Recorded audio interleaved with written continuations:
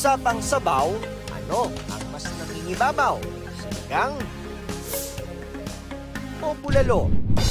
Bulalo. Sinigang po, syempre. Bulalo. Sinigang.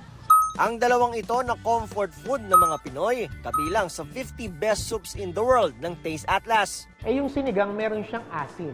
Tapos meron siyang linamnam. Kaya nakakatuwa na kapag kinain natin, hinigup natin yung sabaw ng sinigang, ginaganahan tayo. Bukod sa asim, bentahin ng sinigang ang tamis at alat nito. Kompletos recados. Kung titignan natin napakasimpleng lutuin, di ba? Pero complex yung taste. Almost lahat ng protein pwedeng gamitin. Almost lahat ng gulay pwedeng gamitin. Sa isang food stall sa Pasig City, gabi-gabing blockbuster ang kanilang sinigang.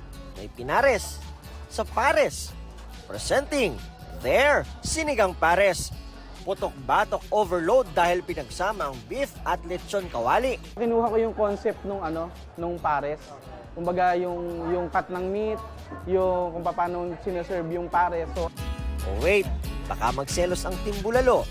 Pero teka, mali raw palang tawagin lang itong bulalo. Yung word na bulalo, buto ng baka. Ang proper na term or proper na tawag talaga natin dapat nilagang bulalo ng baka. Tagaytay ang unang naiisip kapag sinabing bulalo. Pero hindi pala ito unang sumikat doon. So 1970s, ginagawa yung highway, coastal road, sumikat na yung bulalo na nilagang bulalo ng mga taga-Bocor. At ang bulalong lasang Tagaytay, no need ng dayuhin sa Cavite. Meron yan sa pwestong ito sa Tondo, Maynila.